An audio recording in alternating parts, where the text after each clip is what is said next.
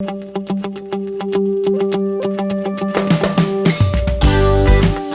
to another episode of Business in the Know. I'm Mike Walpert, and man, I'll tell you what I know is video. What I also know is I'm a little burned out on online video. So my buddy Paul Benton is in the know about today's topic. Introduce today's guys from BLITZR. Paul Benton, welcome to the show. Good morning.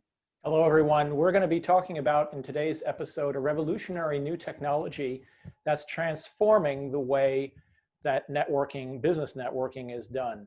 And our guests today are Jeff Durso and Ted Lee. Both are serial entrepreneurs. Both are CEOs. Jeff Durso has started 20 companies and gotten one into the Inc. 500. Gentlemen, thank you for joining us today. Tell us, what is BLITZR and why did you invent it? So Jeff, BLITZR, start off?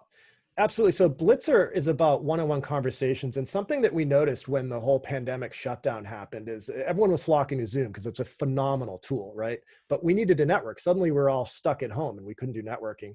And one of the things that we noticed is all the networking is in these small groups. There was no one-on-ones, and that's great for some things, but the problem is that when you think of a conversation getting into a flow, those best conversations, it's when one person talks, the other person talks, some interesting thing happens and you take a riff and you ride the riff.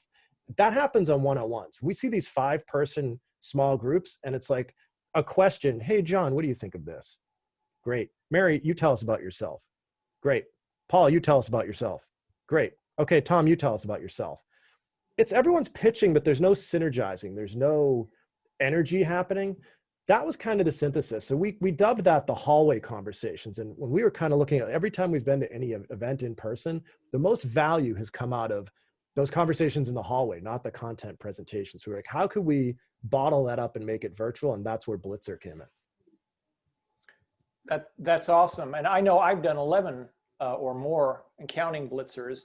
And what I've noticed is that it really simulates face-to-face experiences in a really astonishing way. So that even after the pandemic, the efficiencies you get with the ability to visit with others is really on par with showing up to an in-person networking event.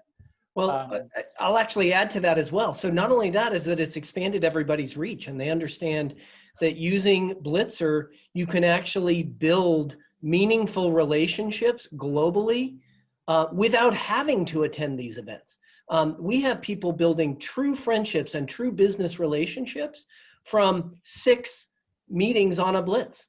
It really has, we believe that no matter when this all goes back to in-person events, BLITZR and this virtual networking in the rhythmic way that we define it at BLITZR is here to stay.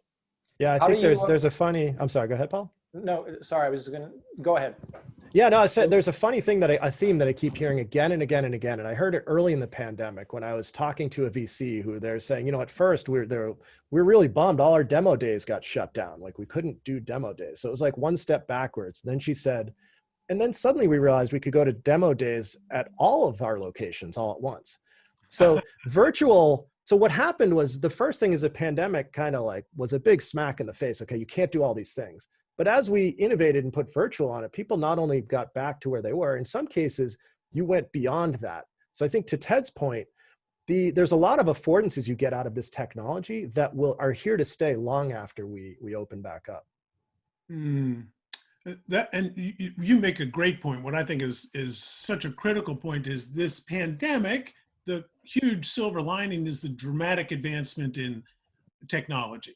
For me in my business, where I spend so much time coaching performance with people and getting them to put their messages on video, the number one complaint I've always had is, I don't like the way I look on video. I don't like the way I sound on video. You know what we all have been forced to get over is how we look and sound on video.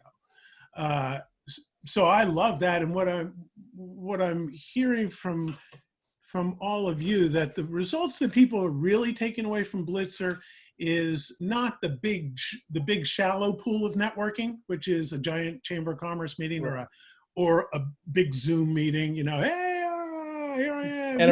A big array of faces. A big array, like how many boxes can we fit on one screen? So this is almost the opposite, right? Like because for those of us who are not McDonald's, Ford, or Toyota, we don't need 10 million customers. We don't need 1 million customers. Maybe we need 10. So have you noticed people embracing this one-on-one stuff? How else does that work in their life? Like how? Well, I'll give you, this is a great question, and you alluded to it earlier. Not everybody in the world is an extrovert. And what we're enabling with BLITZR is the beginning of a conversation and ending that conversation in the way that we've defined and architected these one-on-one encounters. They're serendipitous, but they are controlled in that you've attended this event with like-minded types of individuals, so you have something to share. But we start the conversation for you and we end it for you. And there are a number of introverts or people who wouldn't say that they love networking events, who love blitz networking, if you will, because it just flows. It is rhythmic, and it puts you into it, that you can get over that fear of the camera or even fear of meeting people, because we handle some of the hard parts for you. And you're teeing people up right away to make that connection. I don't claim to be an extrovert. Others have pointed out that I'm obnoxiously so. But even when I go to a meeting, a chamber meeting, even if it's not one where I'm, in charge, then even I am standing there like, I wonder if anyone wants to be my friend. Now, it's not long, but there is that, ugh. No matter who you are, you go to these things and you're like, oh God. So do you find that this just makes things safer for people and easier for people? So well, I don't know, safer. It's funny because we've kind of Emotionally. built, no, I know we've built the opposite of that. It's like, it's safer insofar as like, you're afraid of jumping in a cold pool and we push you in the pool. Right. So, I mean, what's funny, I think if you were to kind of contrast these typical Brady Bunch meetings where there's a million people and you're networking, right? We've taken so many screenshots of that where if you look at the faces, people are like following, like, think about it as humans, like we are wired to immediately, when we're in a new situation, to assess, is there a threat or is there a novelty, right? And if there's not, we go into screensaver mode. When you look at the Zoom faces, and I love Zoom, but when you look at the array of faces, a lot of these people are in Zoom, totally checked out. They're in screensaver mode. They like dial in and then they kind of shut their video. They just don't do anything. BLITZR is the exact opposite. We are constantly forcing you to engage. We've heard people say, hey, there's an anxiety to it that's an interesting anxiety, right? Like you can't go to a blitz and check out. There's this, you're being stretched because you're constantly, someone's in front of you and then there's going to break and then someone's in front of you again. So, and we also notice a lot of smiles on people's faces during these events, which is kind of interesting. So there's a very different emotional dynamic beyond all of the business value that comes out of BLITZR, that you go through a blitz and at the end, it's like you just got off Space Mountain. It's like a Disney World ride. Yeah, we actually call it a positive self-esteem engine. People come off of this very happy and encouraged and sign up for another one. We know this because we actually have a feedback mechanism right before the very end of it that we capture people's, Jeff always likes to say, it's like sticking the microphone in front of their face and getting their reaction right there off Space Mountain. And they tell us how they feel. And 9 out of 10 people are pumped up and ready to do it again. What are you hoping to see, take us forward 36 months? What does BLITZR look like? It's a great question. Who is it serving and how big is it? Are there going to be hundreds of chambers around the country using it? How will it dent our universe? Yeah, so I mean, I think that's a multi-step question. There'd be some of our strategy we're not going to give away here in terms of where we're going, but in the short term, call it the next 12 to 18 months, right? Our goal is to reimagine the best networking experience possible and enable that through the platform. So working with people, so we've got a great experimental lab out there with tons of chambers having events on the platform. So working with them to tweak, hey, what can we add? What idea? So we're using that to re-engineer the idea of a networking event. Beyond that, the hints that I could give is that we're looking at re-engineering the way conversation happens. And we think of it as conversation on demand. So if my son and I want to play the game Fortnite, we go into our basement, turn on the Xbox, jump on, and there's 100 people playing Fortnite with us.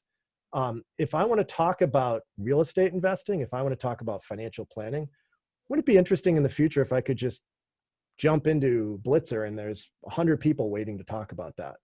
So there's an evolution of where we see this. We see conversation, we see ourselves innovating around conversation, but we see events are, and networking events in particular, are that first step towards getting to a new conversation marketplace. And to Ted's point, when people go on the legacy social media, it's like we're like in the dark crystal where they plug the little Fraggles and suck all their essence out. Like, people feel terrible about themselves after hours on social media. Everyone who comes off of Blitz is like, they're smiling. It's like, they're happy. It's like, wow, that was productive. It was good. It was positive. I'm having good interactions with people. So that's kind of where we're moving. Wow. Yeah, and one place we are not moving is to recreate the in-person world online.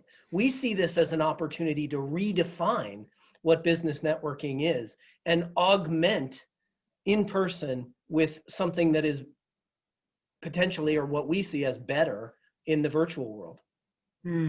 Where can we try this, and is there a cost?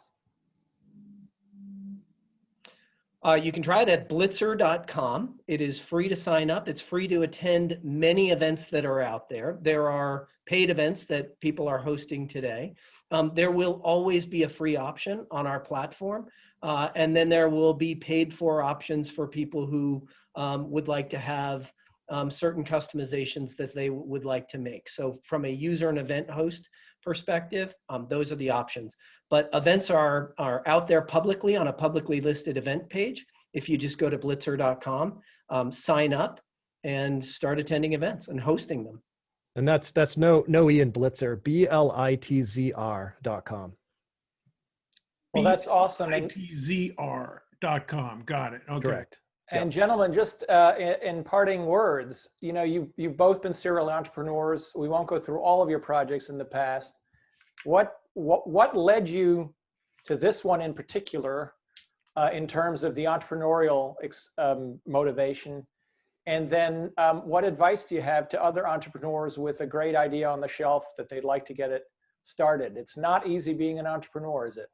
It's not at all. And it's funny, the on the shelf thing you mentioned, because this idea is actually a second iteration of an idea that I had run years ago, where we had some of the elements, not nearly what we've created here, but some of the elements of this in a speed networking kind of service, and ran that business for a couple of years. It was amazing, like community. We never found a business model. So my advice to entrepreneurs, when you've never failed, you can put things on hold. I had other opportunities I had to take, but you put them on hold, and 13 years later, Ted and I were talking when the shutdown happened. It was like, now's the time to take that idea and bring it back to the next level. So that would be my advice: is you don't fail. You put things back on the shelf and you come back to them later. Yeah, and I would say this: there is an opportunity in every moment that is out there. And I started my last business during the 2008 crisis. And we just pursued and persevered. That you cannot give up if you keep trying and trying, as Jeff had alluded to there. And now we're starting this business in the midst of a global pandemic and what others might think is an economic meltdown. There is a massive opportunity, and there are many others awaiting people. So just to keep persevering. And on that positive note, Mike? On that positive note, guys, what a great treat to meet you both. I look forward to it. And I really see this distinction that you're making between BLITZR being a place to have a meeting, and perhaps it evolves into a place of social discovery. We all go to the Facebook to connect with people that we've previously argued with or gone to high school with. This is less and less appealing as time goes on. But if we move into a world where I love to talk about video storytelling, that's what I do. What? There are another 200 nut jobs like me on BLITZR? I like that idea. Thanks. We really appreciate your insight, making everybody's life a little bit better. Thank you for joining us on What Business in the Know.